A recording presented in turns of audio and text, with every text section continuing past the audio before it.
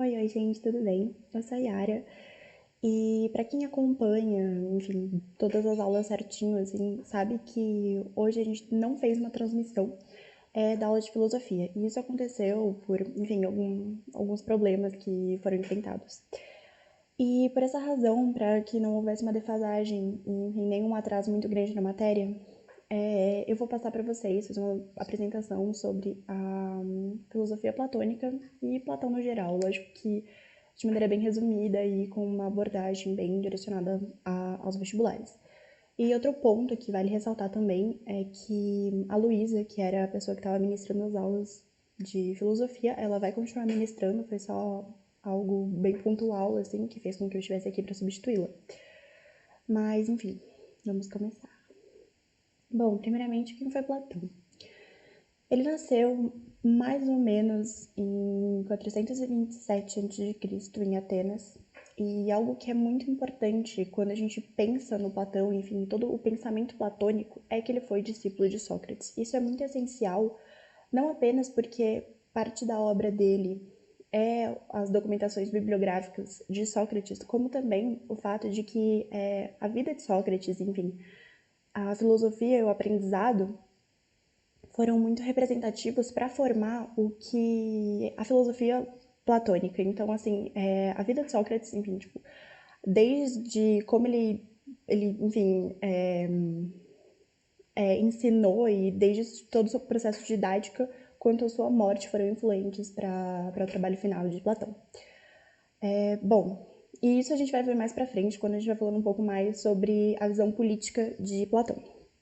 Outro ponto super importante para ser comentado é que ele fundou a Academia de Atenas, que foi realmente o primeiro instituto de investigação filosófica do Ocidente.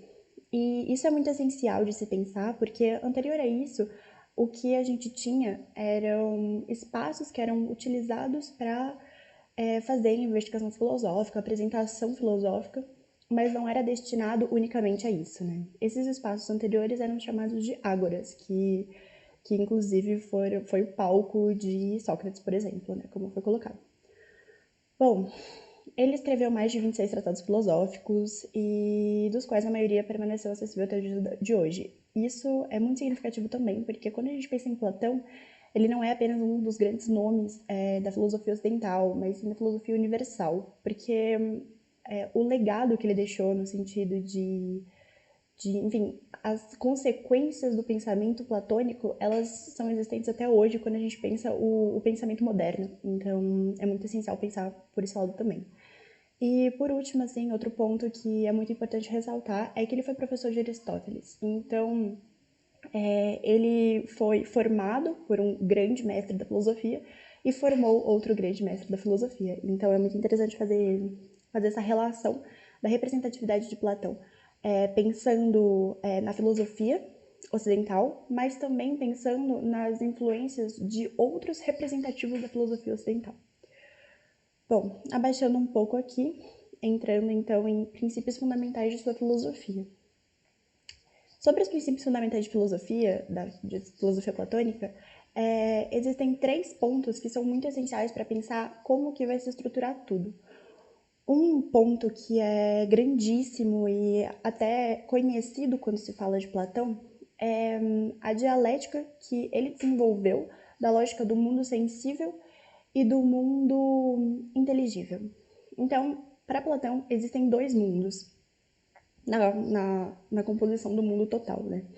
Existem esses 2 mundos. Um deles é o mundo sensível, das aparências, que são aqueles que a gente vive, é aquele que a gente sente, é aquele que a gente está, que a gente, enfim, toca, se comunica, enxerga.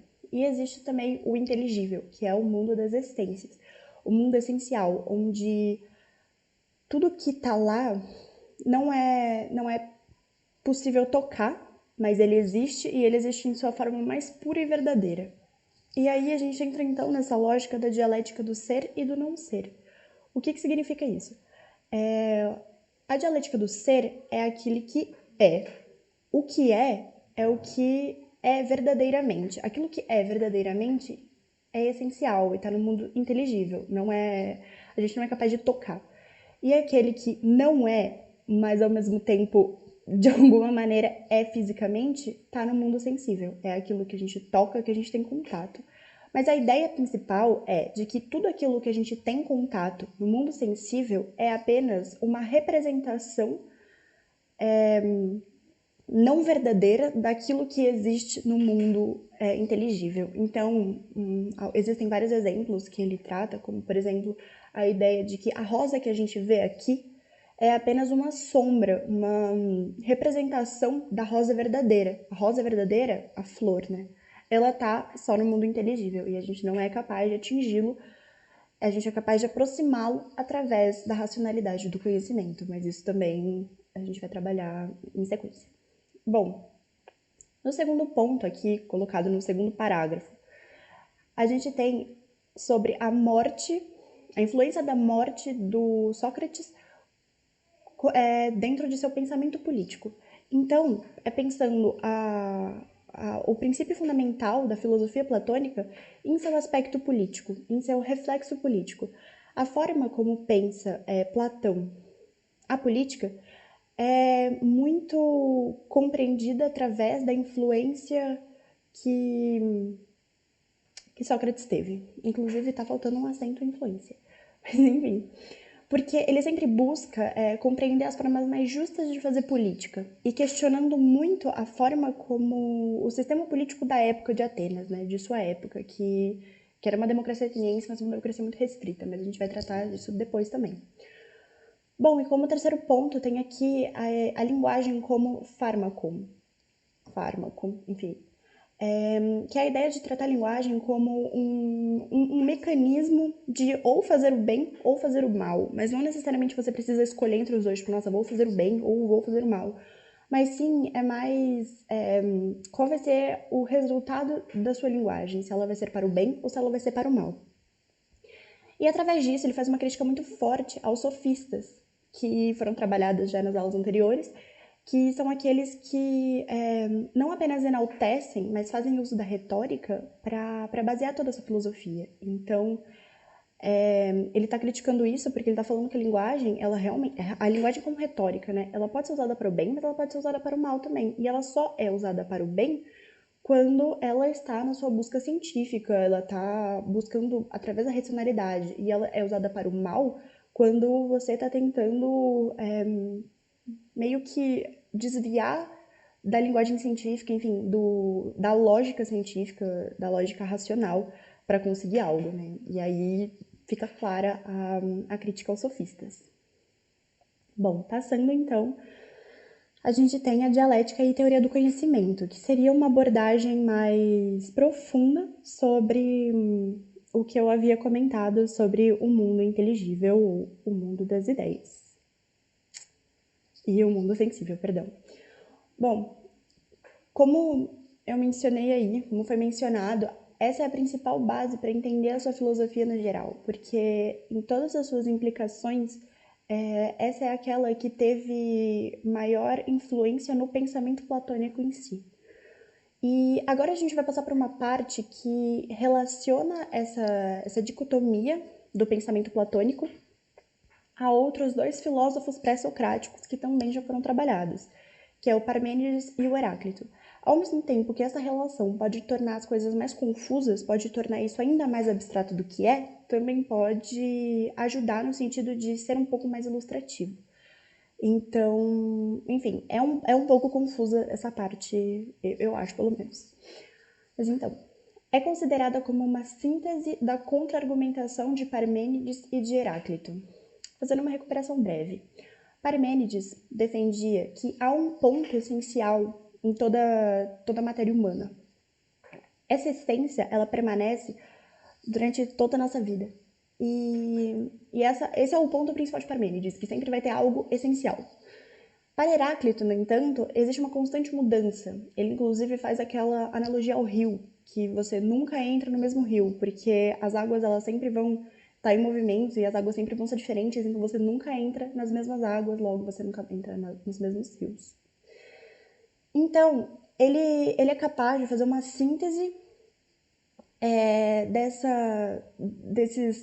dessas filosofias meio que em alguma forma se opõem E assim ele trabalha a filosofia dele, né? Que é o mundo inteligível e o mundo sensível. Então vamos entender como ele faz isso. Bom, de Parmênides, então, que é o que busca a essência das coisas, ele resgata a ontologia, que na verdade é uma área metafísica que estuda o ser. Então, ela busca compreender o ser como um todo. Isso é o significado da ontologia. E por que ele resgata a ontologia? Porque ele considera a inconstância do mundo material como enganosa.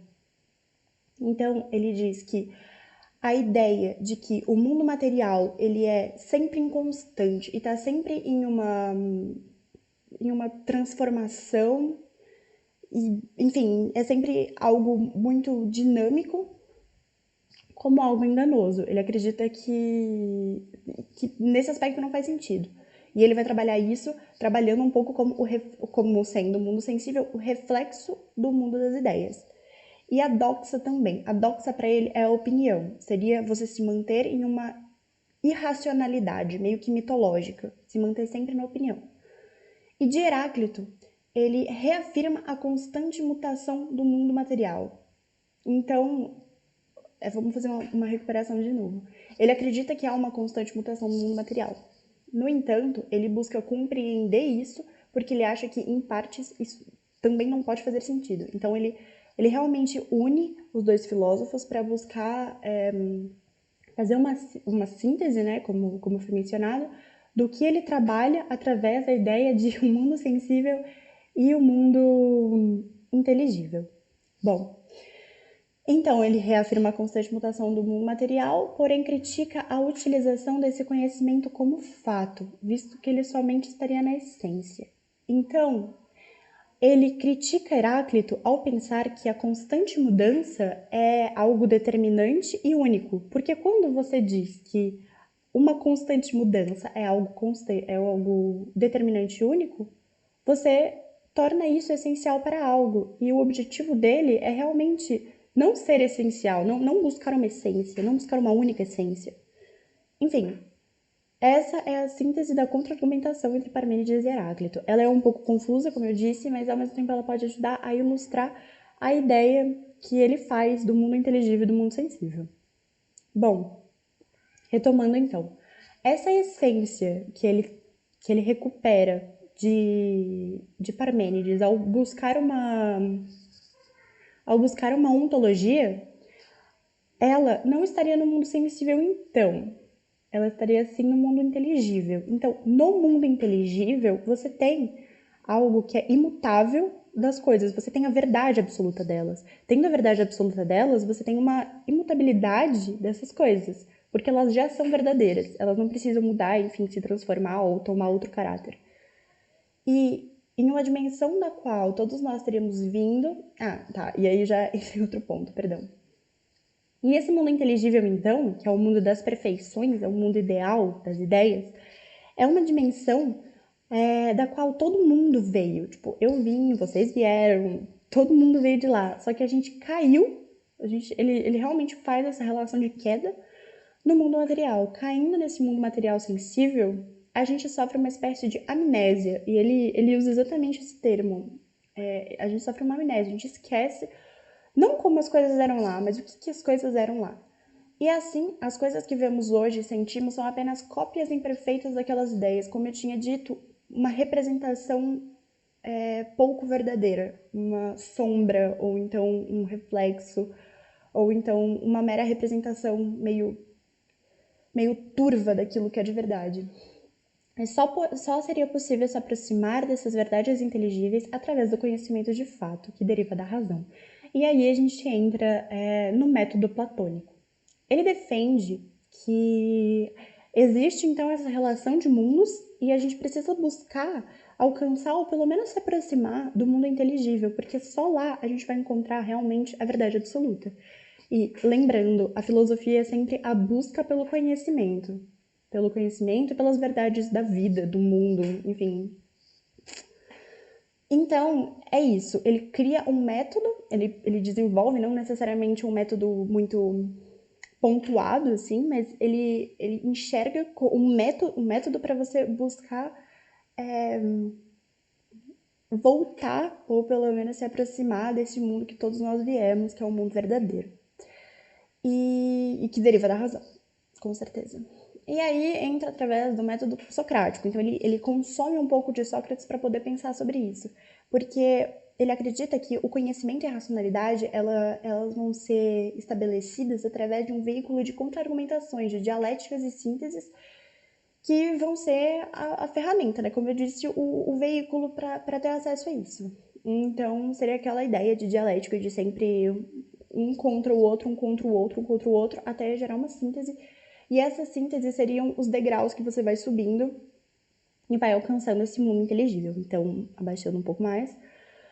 E o método platônico, por sua vez, ele vai ter um nome, que é depuração intelectual, ou o processo de reminiscência. E isso consiste em analisar as coisas sensíveis, então buscar compreender as coisas sensíveis e através da lógica, né, da racionalidade, compreender o que é bom e o que é ruim dessa coisa, mas não de uma maneira determinante, tipo, o que é ruim eu meio que excluo e o que é bom eu guardo pra mim porque é aquilo que vai estar no mundo inteligível. Não, é buscar compreender através da racionalidade e compreendendo essas dialéticas do ser, porque quando ele determina que existe uma grande dialética existente no universo, que seria o mundo inteligível e o mundo sensível, ele determina também que as coisas elas estão meio que sob efeito, elas estão submetidas a uma mesma dialética, e essa dialética é do ser e do não ser. Então, é ir compreendendo quais são esses processos de opostos que vão gerando sínteses. Bom, e assim seria possível sair da opinião para a episteme. Então, a opinião ela pode ter um outro nome também. Aí a opinião ela seria a doxa e a episteme seria a ciência. Então, a gente teria como a relação, né? Doxa, opinião e episteme, ciência. Aí tá entre parênteses reconhecimento, raciocínio, reminiscência do mundo das ideias, visto que um dia já soubemos a verdade. É essa a ideia principal. E aí vem um ponto bem sistematizador, assim, ou enfim, sistematizante, de que de hipótese em hipótese alcança-se o não hipotético. Então, enfim, dialéticas em dialéticas vão se gerando as sínteses que seriam não hipotético. E aí dá para fazer uma retomada também do fármaco, porque é a ideia de que através da ciência e das comunicações lógicas é possível buscar uma racionalidade de fato. E, bom, enfim. E para finalizar então esse ponto, é interessante ver a lógica de Platão em alguns exemplos práticos. E aí, quando a gente diz exemplos práticos, a gente está pensando realmente na nossa concepção dos nossos pensamentos atuais e como eles estão relacionados ao Platão de fato. Porque quando a gente pensa, por exemplo, na dialética corpo e alma, o que seria se não isso? Porque é a ideia de que o corpo ele é um veículo, ele é uma maneira da gente existir aqui, mas a nossa alma, ela seria algo eterno, é a eternização das ideias, a eternidade delas. Então, essa oposição, ela sempre tá presente até no pensamento moderno, né, no pensamento atual. Enfim, durante todo o processo da filosofia. Então, temos o infinito e o mortal, a infinita e o imortal, enfim, é interessante pensar como isso tem um reflexo e um impacto atual. Então, pensando agora na alma, porque, repito, o corpo seria a parte material, o corpo é o aspecto sensível, é o aspecto material do mundo sensível, aquilo que pertence ao mundo sensível, enquanto a alma é aquilo que pertence ao mundo inteligível. Então, nós, como eu disse lá em cima, que tudo está submetido a essa dialética, inclusive os nossos corpos. Como ele diz, a gente caiu do mundo inteligível para o mundo sensível. Na nossa queda, a gente incorporou, literalmente, porque a gente adquiriu um corpo para poder, enfim, existir aqui. Mas a nossa alma, ela é do mundo inteligível. Mas notem também que isso não é nenhuma perspectiva religiosa, porque ele acredita que a gente pode buscar um mundo inteligível através da racionalidade. Bom, então, trabalhando as partes da alma. Ele acredita que existem 3 partes da alma. A alma ela é composta por 3 partes. Uma delas é a apetitiva, ou vegetativa, acredito que tem esses 2 nomes, que é a busca pela sobrevivência. Isso significa que ela é a mais instintiva, de alguma maneira, porque ela é aquela que vai garantir a nossa existência. No sentido de, eu estou com fome, então eu vou buscar comida. Ou então, eu estou com sono, então eu vou dormir. Quem tá meio que levando a gente a isso, conduzindo a gente a isso, seria a parte da alma que é chamada de apetitiva.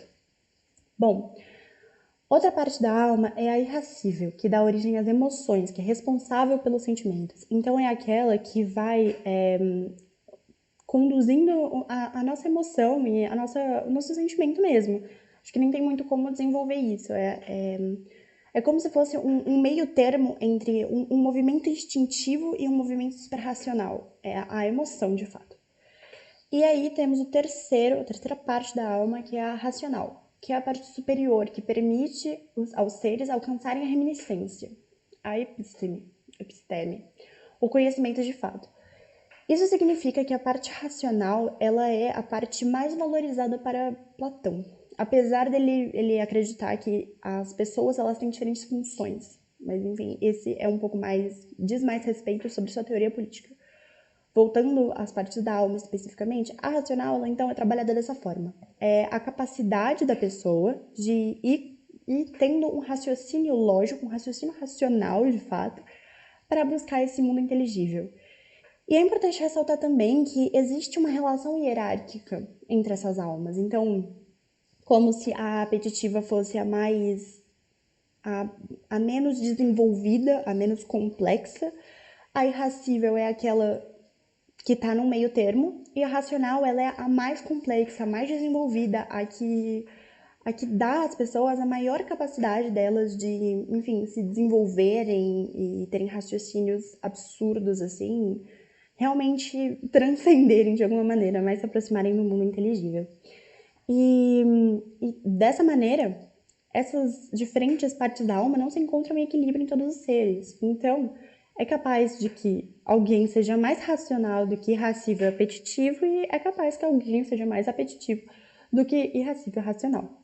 Fazendo também com que haja uma diferenciação meio que nos dons humanos. Então, isso explica o porquê que Platão defende que existem funções estabelecidas a cada pessoa, porque aquele que é mais apetitivo do que racional não vai poder estar em uma posição de poder, por exemplo. Mas isso também vai ser trabalhado no último tópico. Então, seguindo. Bom, aqui, então, a gente chega no mito da caverna, mito ou alegoria da caverna, que é um pouco mais conhecido, assim, pensando na filosofia de Platão no geral, assim, é um ponto bem conhecido do filósofo, mas que é importante retomar porque, além de ser muito trabalhado em vestibulares, é também algo que pode ser muito utilizado para redação ou algo do tipo assim, é realmente muito utilizado. Mas então, eu escrevi aqui um pouco sobre ele, mas eu acredito que eu possa contar sem ler. Talvez fique mais natural. Mas então, dentro de uma caverna, então, existem várias pessoas, assim, vários seres humanos acorrentados de frente para uma parede.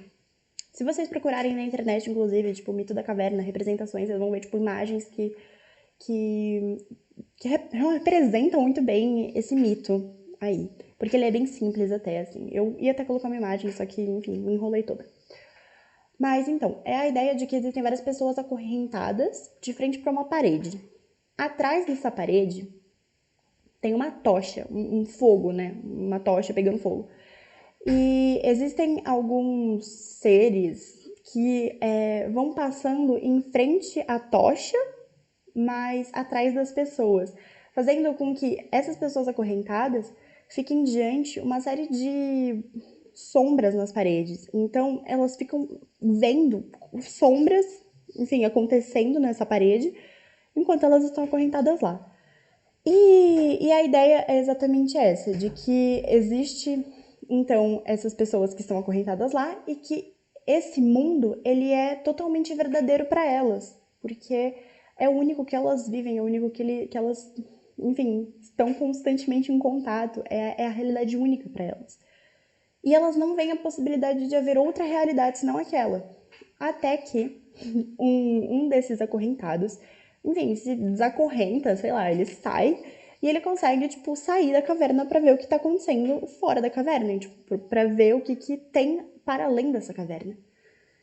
E aí, quando ele chega lá fora, ele se cega. Ele, enfim, a luz do sol cega ele por um tempo, sabe? Quando, tipo, sei lá, a gente tá dormindo e aí acorda a gente com tipo, uma luz gigantesca na nossa cara. A visão fica meio ruim, fica meio turva, enfim, fica zoado, você não consegue ver direito. E ele ficou um tempo assim, tipo, tentando enxergar as coisas e não conseguia. E essa ideia de dificuldade para ver as coisas, né? Ela representa muito bem a dificuldade do processo de compreensão, do processo de entrar em contato com coisas inéditas para você. E, enfim, ele trabalha dessa maneira, essa cegueira momentânea, né? Até que, enfim, ele consegue enxergar, passou a cegueira dele, e aí ele começa a dar, tipo, um rolê, assim, pra ver o que tá rolando, o que é esse mundo, né? Tipo, fica curioso. E ele acaba se encantando com esse mundo, porque ele percebe que o mundo é muito além daquilo que ele vê, né? Que ele via sombras nas paredes, era muito limitado. E aí, quando ele se depara com isso, ele, tipo, fica animado, fica tipo, putz, vamos conhecer isso. É lógico que essa realidade o assusta também, não é um conforto absoluto, é assustador. E aí, quando ele tem essa reação de falar, tipo, nossa, eu vou contar pros meus amigos, pra, enfim, todos eles conhecerem e entrarem em contato com isso. E quando ele volta lá, tipo, existem, na verdade, duas versões. Assim, não sei se são duas versões, dois fins, mas existe um fim que fala que, chegando lá, os colegas dele, enfim, amigos, sei lá, mataram ele, porque acreditam que ele estava alucinando, que, enfim, ele estava louco por convidar eles a fazer algo do tipo, e aí ele acaba morto. E também existe a versão que eles simplesmente o acorrentam de novo porque acreditam que ele tá, enfim, alucinando e que não faz sentido nenhum. E aí, com isso, ele representa exatamente a ideia de que a revelação, a aproximação ao mundo inteligível, o processo racional não é para todos. E a ideia pode ser muito perturbadora, né? A ideia de você romper com uma única perspectiva pode ser muito assustadora. E, bom, então, esse mundo dentro da caverna, onde eles estão acorrentados, representa o mundo sensível e o fora da caverna representa o mundo inteligível, como, enfim, algo incrível. Não necessariamente o mundo inteligível, né? Mas o processo a ele, a aproximação a ele, a busca pelo conhecimento, a racionalidade e tudo mais. E esse mito da caverna, ele tá no livro A República, de Platão, que é super conhecido, né? É realmente uma obra muito importante do pensamento platônico. É uma obra em que ele consegue fazer uma síntese de sua filosofia, né? Buscando muito também, trabalhando muito, aliás, o seu aspecto político.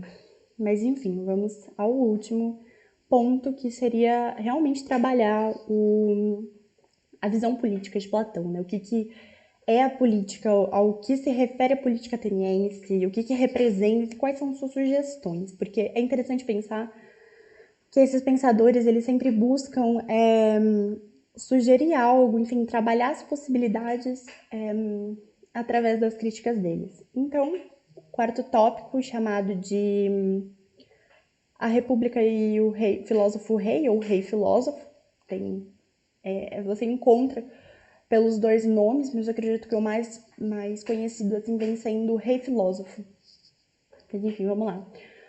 Bom, Platão, assim como Sócrates, foi um grande crítico da democracia ateniense. Por que ele foi um grande crítico da democracia ateniense? Além de Sócrates, aliás, para além de Sócrates, né, ele teve o ponto de que ele enxergou o seu mestre, né, Sócrates, ser morto por causa dessa democracia ateniense. Não necessariamente por causa, mas muito estava vinculado, porque Sócrates foi morto com a prerrogativa de que ele estava corrompendo o espírito dos jovens através de sua filosofia, né? E quem estava defendendo isso eram os grandes representantes da democracia ateniense, porque foram eles que o condenaram. Esses cidadãos são chamados de eupátridas. E é muito importante ressaltar que a democracia ateniense, acredito que isso vai ser muito melhor trabalhado em história, mas que a democracia ateniense ela é muito restrita. Então, ela é uma democracia real, tipo, que eles estavam vivendo era um processo democrático. No entanto, era muito restrita. Então, poucos eram cidadãos de fato, poucos eram aqueles que poderiam participar da política. Considerando que poucos eram aqueles que poderiam participar da política, ela era geral, ela era uma democracia realmente democrática, mas para poucos. E esses cidadãos eram chamados, como eu disse, de eupátridas. E eram os homens que, enfim, exercem funções políticas e são aqueles que têm grana, eram os ricos da cidade-estado, basicamente. Ou aqueles também que tinham alguma relação com os militares, mas, consequentemente, eram os ricos. E é muito importante pensar nessa influência da morte, porque isso faz com que ele tenha outros olhares sobre a democracia, olhares muito mais críticos mesmo, porque ele era um filósofo que era discípulo de um cara que tinha sido morto, condenado por esses homens por disseminar essa filosofia. Tipo, então era algo que realmente o revoltava. Ele nunca aceitou bem, assim, né? Pensando nos relatos, enfim, nos relatos não, mas nas documentações históricas, a morte de Sócrates. E ele mesmo, Sócrates, tinha suas críticas também. É claro isso quando a gente pensa no modo de fazer filosofia do Sócrates, né? Que era um modo que buscava meio que incentivar que os jovens fossem críticos. E, bom, com isso, então, eu acho que eu pulei aqui uma parte. Ah, não, tá tudo certo. Com isso, o Platão, então, ele fala que está errado, basicamente, essa democracia, no sentido de que ela está sendo representada por homens que não estão sabendo fazer o uso desse poder, no sentido de incentivar as coisas que ele realmente julgavam positivas, né? Pensando ainda em seu suporte e suas ideias filosóficas. E aí ele defende que deve haver uma elaboração mais sofisticada para a política ateniense. E que muita gente critica porque defende que é antidemocrática. E de fato é antidemocrática. O que ele defende é um sistema estamental. Ou seja, em que, enfim, tem suas classes bem determinadas, assim. Mas que aquele que tem mais poder é aquele que mais tem aquela parte da alma que a gente tinha comentado, que é a racional. Então ele defende que o cara que tem que ter muito poder nas cidades-estados tem que ser aquele que é mais inteligente, que mais tem a capacidade para alcançar o mundo inteligível. Porque apenas este vai ser capaz de compreender o bem comum, vai ser capaz de lidar com a oposição constante, com o conflito constante do homem e da sociedade, porque ele fala muito sobre esse conflito. Ele fala sempre que tipo, você tem que encarar esse conflito de homem versus sociedade de uma maneira muito, muito madura e sempre buscando o bem comum. E ele defende que este coletivo de governantes, né, que representavam a política ateniense na época, não eram capazes de fazer isso. Então ele defende que apenas um rei filósofo seria capaz de fazer isso. Gerando então essa ideia de meio que uma elite intelectual mesmo, assim. Porque ele também defende que, partindo dessa mesma ideia, né, de que existem essas almas e tudo mais, recuperando aquilo que eu tinha comentado, que existem as pessoas que têm suas diversas funções. Então, existe aquele que está destinado ao governo absoluto e existe aquele, absoluto digo, a política unicamente, e existe também aquele que está destinado sei lá, trabalhar numa agricultura, um negócio assim. Pensando ainda nessas diferentes compensações da relação da alma. Enfim, com o bem comum, Platão ele vai trazer todas as suas ideias acerca de moral e ética, porque ele vai sempre ressaltar como muito importante a justiça. Então, ele defende muito que a justiça ela seja feita, e ela só pode ser feita com aquele que é capaz de equilibrar todas as relações, tanto as capacidades individuais, quando eu digo relação de almas, como também compreender essa relação de homem e sociedade, que representaria mais a ideia de justiça, né? Mas enfim, é isso. É essa a apresentação sobre Platão.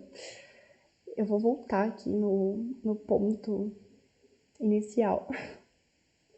E eu peço desculpa de novo por a gente não ter conseguido transmitir isso online. Foi realmente uma série de questões que apareceram.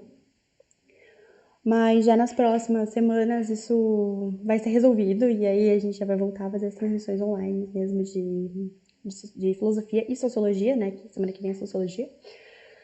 E é isso. Se vocês tiverem alguma pergunta, podem perguntar, mandem pelas redes sociais do cursinho. A gente responde tudo. E bom, é isso. Muito obrigada.